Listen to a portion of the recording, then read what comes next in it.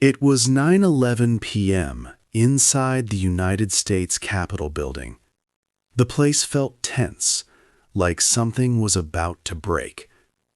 President Donald J. Trump walked down the middle of the room.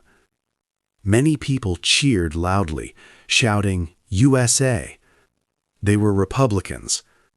But many others, mostly Democrats, sat quietly, without a sound. The room clearly showed how divided people were. President Trump was there to give a big speech. It was called the State of the Union Address. Many people felt it was a very hard and important time for the country. There were many problems. The government was partly shut down, and this was its second week. Just 4 days before, the Supreme Court had stopped a major money plan from President Trump. Also, there was military trouble far away in the Middle East. People were very sad and angry about 2 Americans who had been killed in Minneapolis during a government action. New elections were coming soon, in less than 9 months. The mood in Washington and across the country was very heavy. President Trump stood at a special desk where speakers stand. On this desk there was a special hammer called a gavel. This gavel once belonged to George Washington, America's first president. It was placed there to honor America's 250th birthday, which was coming soon. It made the moment feel very important. President Trump started his speech with a very strong sentence. He said, "The state of our union is strong." This statement sounded very different depending on who heard it. For Republicans, it brought loud applause and happy faces. For many others, especially Democrats, it simply did not feel true. Many Americans believed the country was not doing well at all. The people in the room showed this division with their actions. For example, many women Democrats wore white clothes. This was a symbol from a long time ago, used by women who fought for the right to vote. Before the president even started talking, some people protested. Representative Al Green held up a sign, and security guards quickly took him out of the room. Even 4 Supreme Court justices were there. President Trump had spoken against some of them before, but they still came to show their work was important. The whole atmosphere in the chamber was full of strong emotions. How could President Trump declare the country strong? Half of the government was not working. People were protesting openly, and some were even removed. This chapter showed how difficult and divided the situation was, even before the president said anything more. It set the stage for a very important night. 2. The big problems before the speech. The week before President Donald Trump's important speech was full of big problems. Washington, D.C. was in chaos. Many things went wrong, putting a lot of pressure on the president. He needed to show strong leadership after several hard events. Just 4 days before the speech, the Supreme Court made a major decision. This court is the highest in the country. It's said that President Trump's main plan for money, which used many tariffs, was not legal. Tariffs are special taxes on goods from other countries. This was a big surprise because 3 of the 9 judges on the court, John Roberts, Neil Gorsuch, and Amy Coney Barrett, usually agreed with President Trump. But this time, they voted against his plan. This ruling took away a key tool from the president. He was very angry and called these judges disloyal. He quickly said he would find other ways to put the tariffs back. Another strange thing happened with the Department of Government Efficiency, or DOGE. This department was led by Elon Musk. Its goal was to make the government smaller and work better. It laid off thousands of government workers and cut money from many agencies. But then, in November 2025, DOGE suddenly closed its doors. This was much earlier than planned, as it was supposed to close in July 2026. After DOGE closed, the government had to hire back hundreds of workers because they were needed for basic tasks. The early closure of DOGE created confusion and showed that some of the big changes did not work as planned. At the same time, parts of the government were shut down. This meant some government workers were not getting paid, and some services stopped. The shutdown began because of big problems with immigration. Federal agents had killed 2 American citizens during immigration actions in Minneapolis. This made many people upset. Democrats in Congress demanded new rules for how immigration officers work. Because of this, they would not approve money for the Department of Homeland Security. This meant the government could not fully work, and Washington, D.C. felt paralyzed. These events, the Supreme Court's decision, the closing of DOGE, and the government shutdown, created a tough situation for President Trump. He had enjoyed complete control of Washington in his second term, with his party leading both the Senate and the House. But now, after a week of legal problems and political setbacks, he faced strong challenges. Recent polls showed that many Americans felt the country was not doing well. The president felt immense pressure to show he was still in charge and could make things better for the country. He had to convince the American people that the Union was strong, despite all the big problems. 3. Money and jobs. President Donald Trump spoke a lot about the economy. He said the country's money situation was great.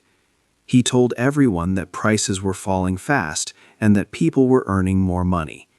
He believed the economy was roaring like never before. A big part of his plan was something called the One Big Beautiful Bill Act. This act was a tax cut.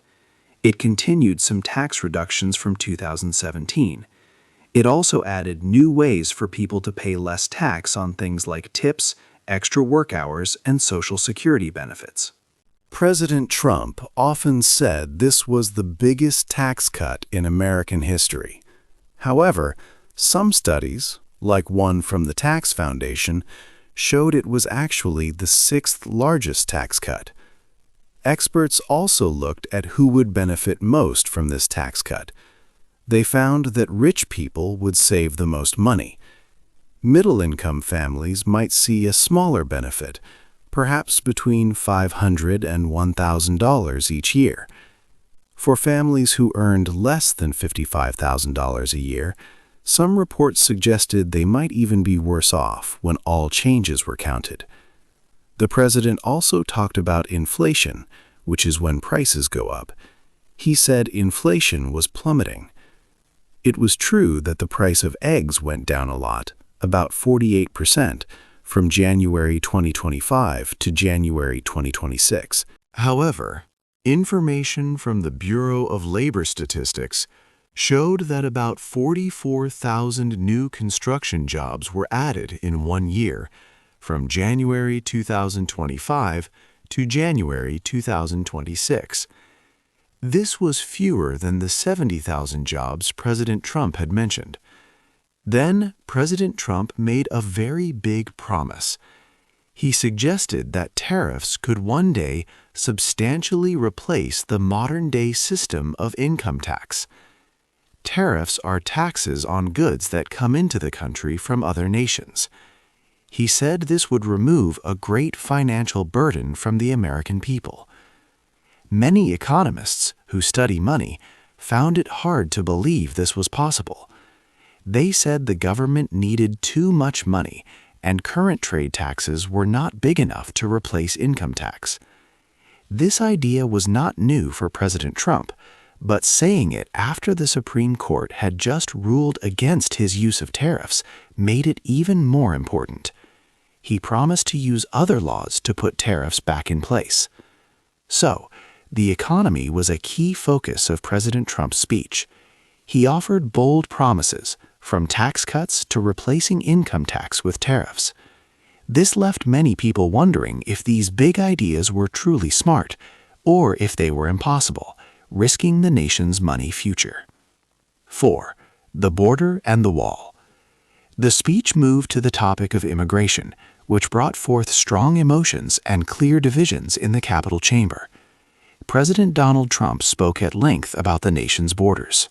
He asked all lawmakers present to stand and show their support for a core idea, that the government's most important duty is to protect American citizens, not illegal aliens.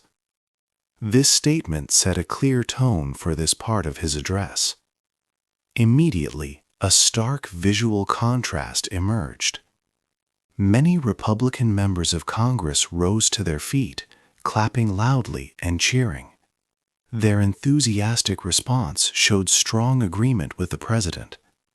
In contrast, most Democratic lawmakers remained in their seats, choosing not to applaud.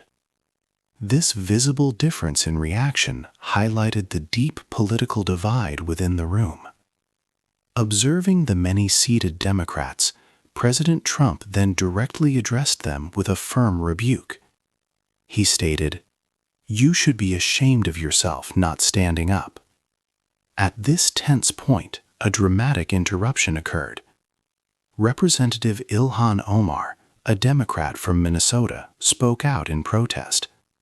She accused the president of being responsible for the deaths of Americans. She was referring to the tragic killings of two United States citizens, Renee Good and Alex Preddy, in Minneapolis. Federal agents had killed them during an immigration enforcement operation, an event that had caused significant public outcry and debate. President Trump quickly and directly responded to Representative Omar's accusation. He shot back at her, saying, "You should be ashamed." This sharp, immediate exchange between the president and the congresswoman instantly became one of the most widely discussed and shared moments of the night on social media. It served as a powerful symbol of the profound and often heated disagreements among the nation's leaders, creating a vivid us versus them dynamic in the chamber. Following this heated exchange, President Trump continued to speak about his administration's actions.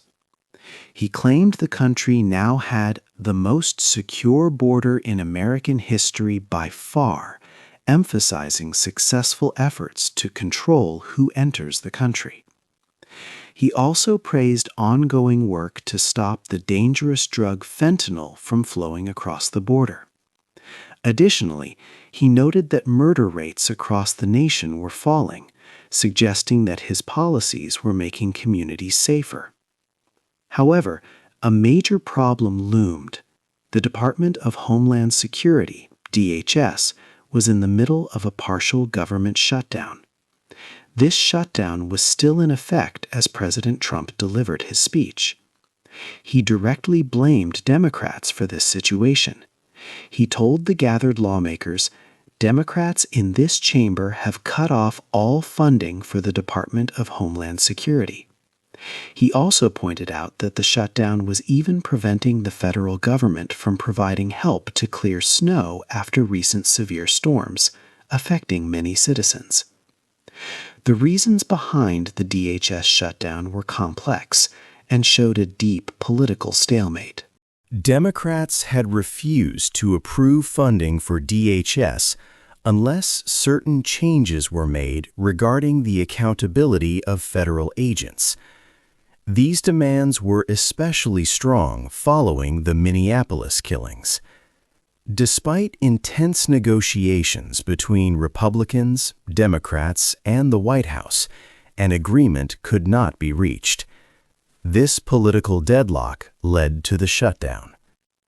The entire segment of the speech, marked by strong reactions, cheers, protests, and a direct verbal clash, vividly illustrated the deep divisions over border and immigration policies. This single moment of heckling and the president's response clearly showed the evening's intense political split. 5. War and peace. The talk about war was a big worry for many people. President Donald Trump spoke about global problems and the chance of conflict.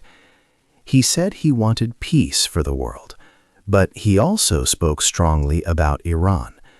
This mix of messages made some people feel uneasy and unsure about the future. Just before President Trump's important speech, serious military actions took place. The American military sent a second large aircraft carrier to the Middle East. This big warship travels with many other ships and planes. More fighter jets also went to the region. These movements showed that the situation with Iran was very tense. Also, top officials like Secretary of State Marco Rubio and CIA Director John Ratcliffe held secret meetings. They talked about Iran with important members of Congress just hours before President Trump spoke. These private talks highlighted the serious nature of the threat. During his speech, President Trump presented two different ideas about foreign policy. He said he was a peacemaker. He even told the audience that his government had stopped 8 wars in his first 10 months in office. He also talked about the ongoing war between Russia and Ukraine. He said he was working hard to end the fighting, where thousands of soldiers were dying each month. He also claimed this war would never have started if he were president. These were big claims that caused many discussions. However, when President Trump talked about Iran, his words were different. He claimed Iran desperately wants a deal with the United States, but he also stated that Iran just can't say the sacred phrase, "We won't build nuclear weapons." President Trump had said before that Iranian nuclear sites were totally destroyed in past attacks. Yet now he suggested that further attacks might be needed. He said this would be to permanently stop Iran from getting nuclear weapons. He often spoke about peace through strength. This idea means that a country can keep peace by being very strong in its military. This approach, however, made some people wonder if the United States might accidentally start a bigger conflict, perhaps even a nuclear war, with Iran. The thought of a nuclear conflict created a strong sense of fear and worry about global safety. President Trump did mention that talks were planned in Geneva for later in the week. This showed that diplomacy, or trying to solve problems through talks, was still happening at the same time as the military actions. But many important questions remained. The U.S. Constitution says that Congress has the power to declare war. However, there was no clear agreement or permission from Congress for any new military action against Iran. This unclear situation made the future of peace and war seem very uncertain and added to the world's unease. 6. Is it true? When we listen to a big speech, asking, "Is it true?" is important. After President Trump's speech, many wanted facts. We will look closely at his claims, like a detective. President Trump spoke about energy production. He said America produced record amounts. Official data showed natural gas output was very high, but crude oil output was expected to drop in 2026. Also, drilling sites were fewer than last year. The full picture was complex. He also claimed more Americans were working than ever, with all new jobs from private companies. But official numbers showed fewer new construction jobs than he claimed. For instance, 44,000 instead of 70,000. A big claim was about taxes. President Trump said his One Big Beautiful Bill Act was the largest tax cut in United States history. Experts found it was the sixth largest, not the biggest. Most money saved went to the richest. Middle-income families got smaller benefits. Some lower-income families might even lose money. President Trump also said there would be no tax on tips, overtime, or Social Security. While the new law reduced these taxes, it did not remove them completely. People still paid some tax. He spoke about inflation, saying it was defeated. Egg prices dropped by nearly half, but other food prices like beef reached record highs. The yearly inflation rate was 2.4%. This was better than before, but prices were still rising, not fully defeated. Finally, President Trump blamed only Democrats for the government shutdown, but official reports showed both sides were responsible. They could not agree on rules for federal agents handling immigration. Comparing the president's words with official information shows a more complete truth. Some things he said were correct, some partly true, and some not accurate. This helps people understand the real situation. 7. The other side speaks. After President Trump's speech, the other side had its turn. Governor Abigail Spanberger of Virginia gave the official Democratic response. She spoke from Colonial Williamsburg. This place is a living history museum in Virginia. It looks like America in the 1700s. Democrats chose it to show a connection to old American values and resistance to too much power. Governor Spanberger is important for the Democratic Party. She was a CIA officer before she worked in Congress for 6 years. Later, she became Virginia's first female governor. She won her election by a large margin, even though President Trump had won Virginia in 2024. Party leaders saw her as a good example of calm and effective leadership. They believed she could connect with voters who did not always pick one party. This included people in suburban areas and those who vote independently. Her message was clear. She spoke about making everyday life more affordable. This included reducing the cost of groceries and other basic needs. She also talked about protecting health care and defending important freedoms. The Democrats planned this focus on money matters very carefully. A recent poll showed that many Americans, 57%, wanted President Trump to talk about the economy the most. Immigration was a much smaller concern for voters. Governor Spanberger gave her speech with college students and community leaders around her. This was different from the formal setting of the Capitol building where President Trump spoke. Senator Alex Padilla from California also gave a response in Spanish. He is the son of Mexican immigrants and was the first Latino senator for California. This showed the Democrats wanted to reach out to Latino voters. Representative Summer Lee from Pennsylvania gave a third response for the Progressive Working Families Party. All these responses were part of a bigger plan. The midterm elections were coming in November 2026. Control of Congress was at risk. The Republican Party had a very small majority in the House of Representatives. Democrats hoped their focus on real-life costs would help them win many votes. They wanted to show that they understood the everyday problems of American families. This chapter showed how fragile the Republican majority was and how much the Democrats wanted to change things. 8. What happens next? The long speech was over, but many questions remained. The Supreme Court justices sat quietly, even after President Donald Trump had spoken about their decisions. He had criticized them for saying no to some of his money plans. Now everyone wondered what would happen next with the country's laws and economy. Soon, in November, there will be big elections for Congress. People across the country will vote. These elections will decide if President Trump's party will keep control of Congress. This is very important for his future plans. Many citizens are watching closely, thinking about who to vote for. Far away, there are still worries about war. President Trump talked about Iran.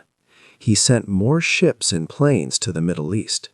He also said there would be talks, but no one knows if new fighting will start. The war in Ukraine has now lasted 4 years. President Trump believes he can help stop it, but a clear path to peace is still not seen. These big global issues need answers soon. At home, money matters are still on people's minds. The government passed a new tax law, which means some people will pay less tax. But this might also make the national debt bigger. President Trump did not talk much about this problem. Also, there are still sad questions about the deaths in Minneapolis from earlier this year. And the government group that aimed to be more efficient closed suddenly, leaving many people wondering about its true effect. President Donald Trump said the country is strong. He believes he has changed the country in a big way, but many people are not sure. There are big problems like high prices for some food, the chance of more war, and deep disagreements between people in the country. Can the country stay together and strong with all these challenges? The country is almost 250 years old. Its first leaders created a system where different parts of the government can check each other. This can cause some tension, but it is part of how the country works. Now, the Supreme Court, Congress, and the President do not always agree. The newspapers and TV channels are checking everything the President says. And the people, the voters, will soon give their answer. This speech by President Trump gave some ideas, but it did not answer all the big questions for the future. Will food prices go down? Will there be peace or war? What do you think will happen next for the country? Hey there! Just a second before you go. If you learned something new today, please give this video a like, write your thoughts in the comments, and subscribe to the channel. It only takes a second, and it really, really helps to create even better English videos for you. Your support means the world.